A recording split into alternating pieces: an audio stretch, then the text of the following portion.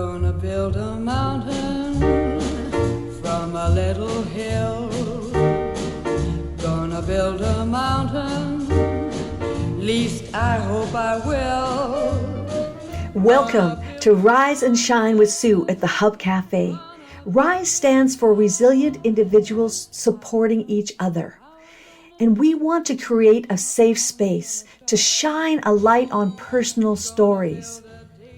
It all starts now. Hi, and welcome to another Rise and Shine with Sue at the Hub Cafe. We are so glad that you're here today. And this is one of those special days where we have one of our amazing parents with us, where a parent can share the story all about their child and their journey. So today we are so excited because we have Randi Bond with us. And Randi, thank you so much for being here. And we can't wait to hear all about your story. And thank you so much for being here to share it. Thank you so much for letting us be a part of it. So I'd like to introduce my daughter first. So this is all about Ava. So her name is Ava-Lynn. She is going to be 5 September 2nd.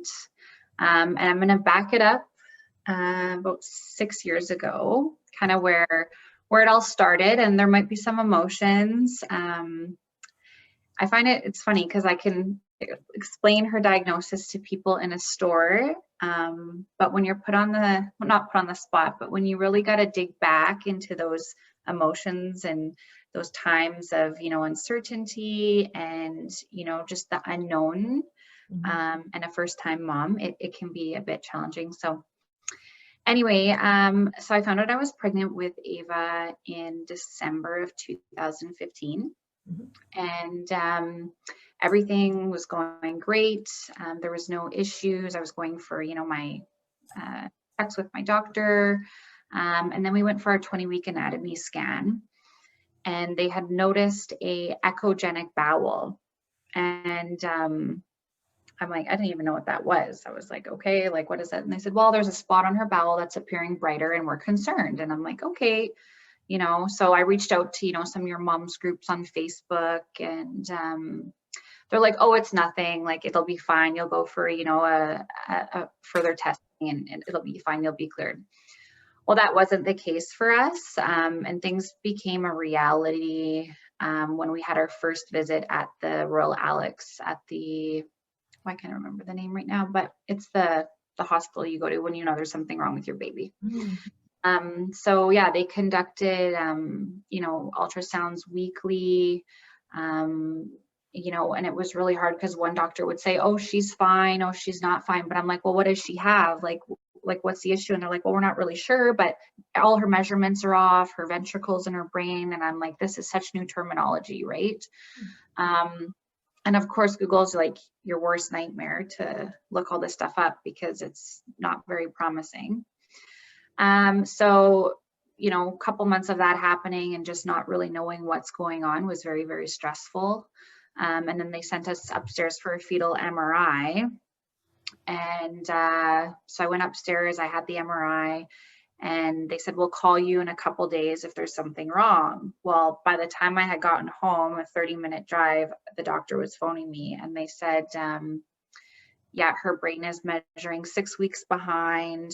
We've confirmed she's got water on her brain.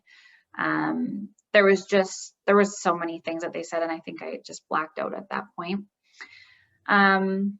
So from that point, I just kept going for checkups and them saying like, hey, did you want to terminate the pregnancy? But this, like, I'm 7 months along, and I'm like, that's not even a question in my book, it was hard enough.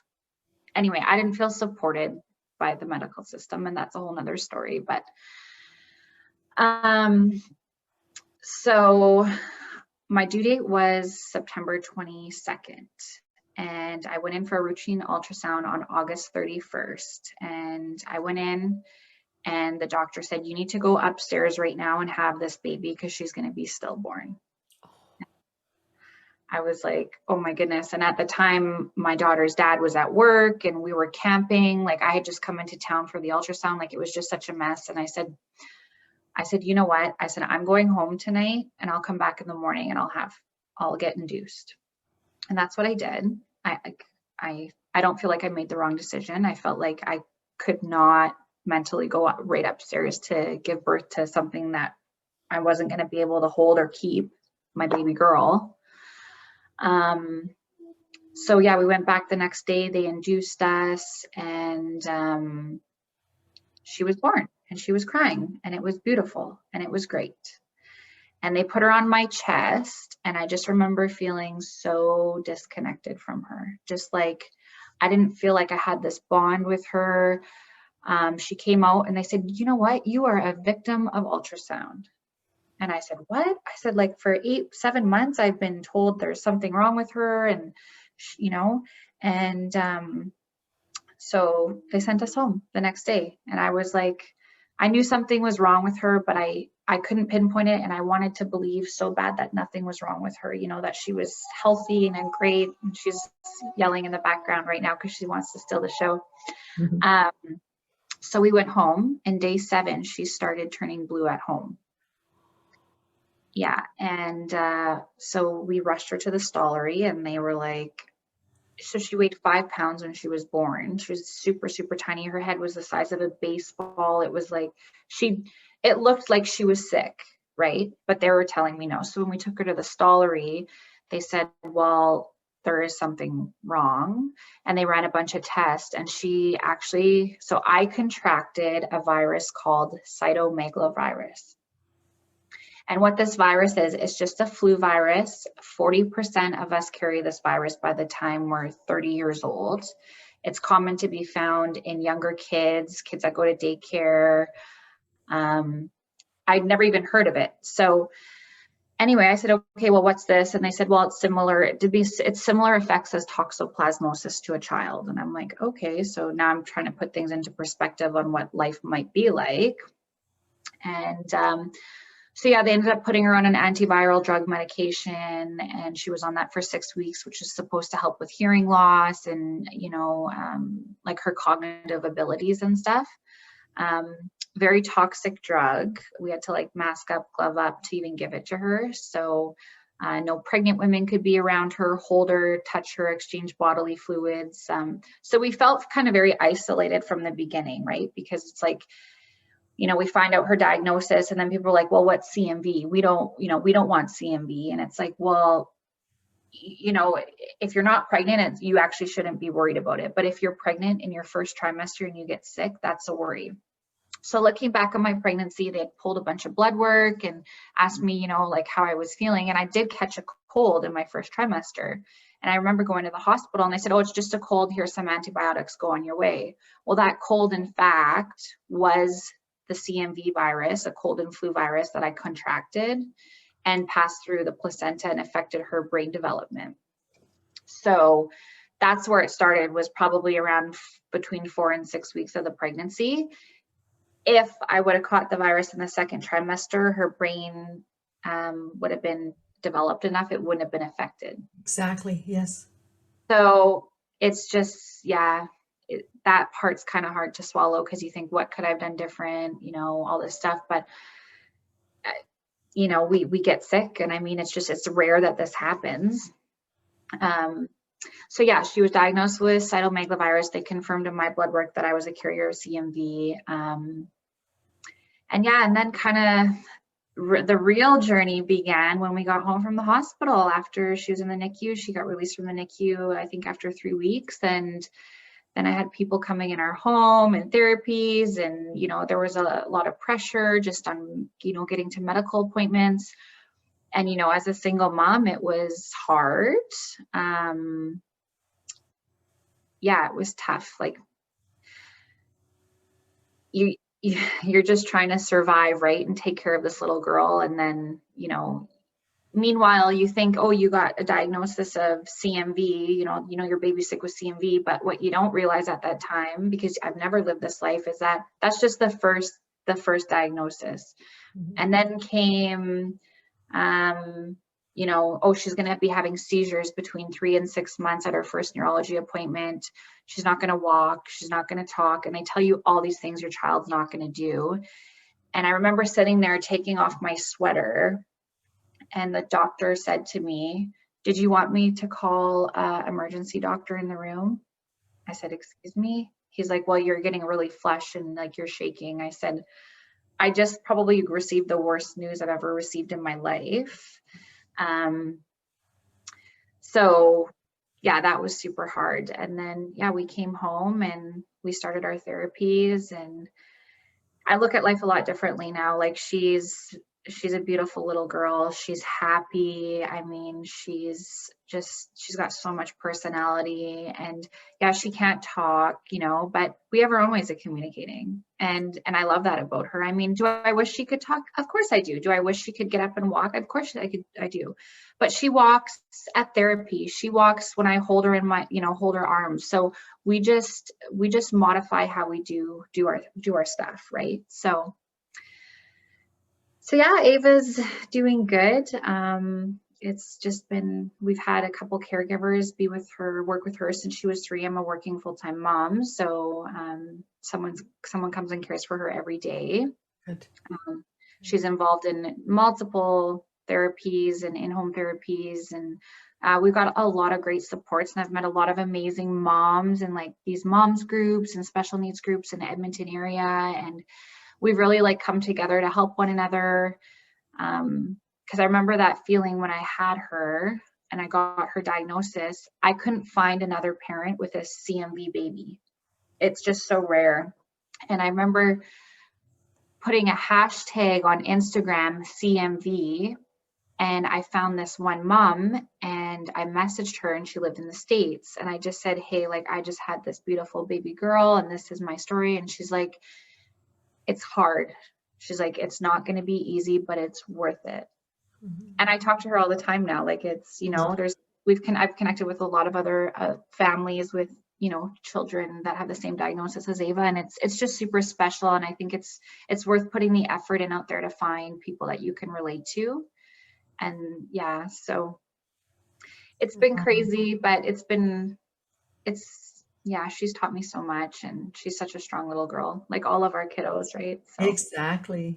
Well, we love hearing stories like yours, because these children are precious, and just to be able to share them with other people who appreciate them as much as we do and love them, and I'm so glad though that you are getting really good support.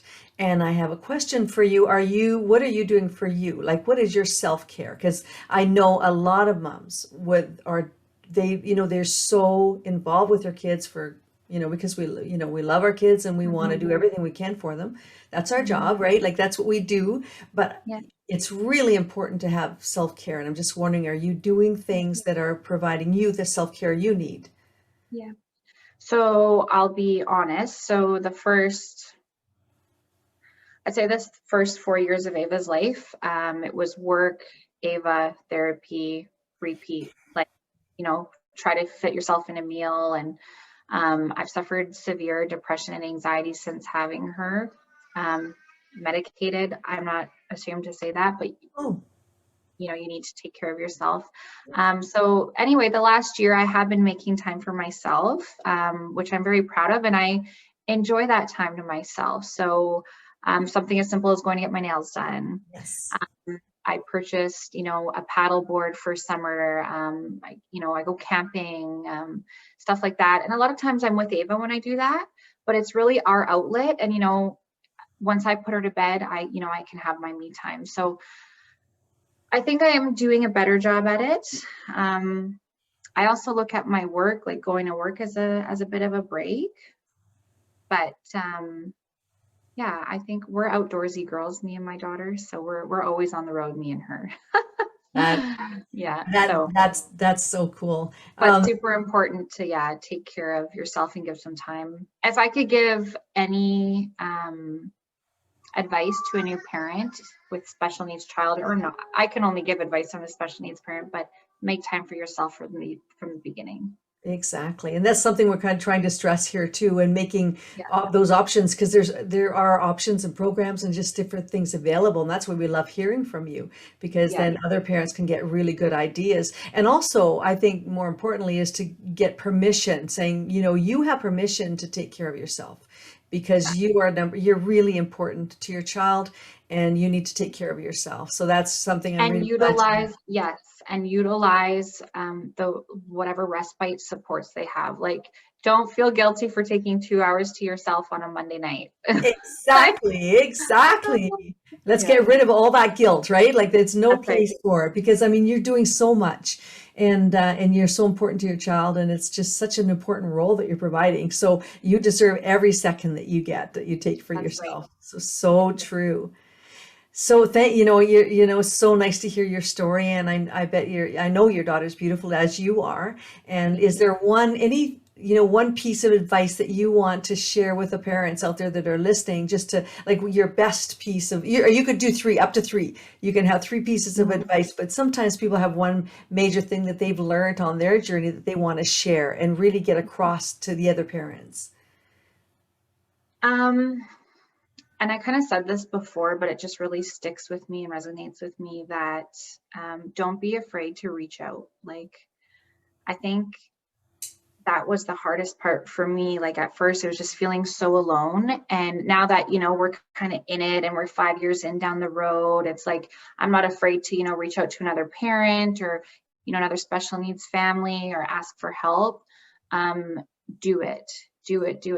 Because as soon as I built that circle, and they're not people I talk to every day, but as soon as you got people in the background and people are there, it just, you feel supported, and it's really like, and share your story. Like I share so much of my daughter on, social media, and I like looked at it at one point. I said, it's almost therapy for me. It's like, I've had, other families reach out to me like, thank you so much for sharing your story. You've helped me so much. And that helped me knowing that I'm helping another family, so I think it's so important. And that's why I'm here today, right? Like I will never turn down an opportunity to talk about Ava's diagnosis, our journey, like whatever that they want to know, I'm willing to do it. And you're going to help another family. You're going to help another mom. You're going to, and I just reach out and talk.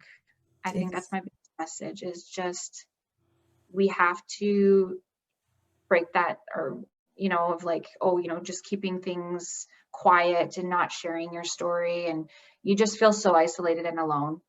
And it's already hard as it is. Right. So it's so difficult, and that's the biggest thing, and that's where with the Children's Disability Support Network that the Candace Jansen is putting together here. The biggest thing is, and this is our hub. We want to provide this is the pharmacies that deliver your diapers. This is the these are all the services that provide services for you. So take advantage. And like you don't get that sheet when you leave the hospital. No, when you take your baby home, you don't get that sheet. And that's the other thing. It's like all the stuff that I've learned about has been from other parents. So. Yes. So that's why we're here, and that's why we're so glad that you're taking part in this, because we want to get the word out. Our kids, we just love them, and as people know, that Candace is my daughter and Kalea is my granddaughter, and she's my princess. I mean, she couldn't be loved more, and she just surprises us and delights us and brings us joy every single day. And I know that the parents out there and their kiddos are all bringing them joy every single day. And I really appreciate you being here just to share that with us. And Randi Bond, thank you so much. Thank you. And just a pleasure meeting you. And hopefully we'll get to see each other and support each other even more. So let's keep in touch. Thanks for having us, Susan. Thank you so much. Really appreciate this. Okay, Take care. bye. Bye, everybody. Bye. Gonna build a mountain, gonna build it high. I don't know how I'm gonna do it, only know I'm gonna try. Well, that's all for today, friends. Thank you for joining us. We are so pleased that you are here, and we hope that we've given you some great information and that we have inspired you. So feel free, reach out if you have any suggestions for future topics or guests on our podcast, or if you would like to be a guest on Rise and Shine with Sue at the Hub Cafe. Don't forget to tell your friends about us, subscribe, like, and share. And remember, it takes a village, so let's do this together. You are not alone. Bye for now. With a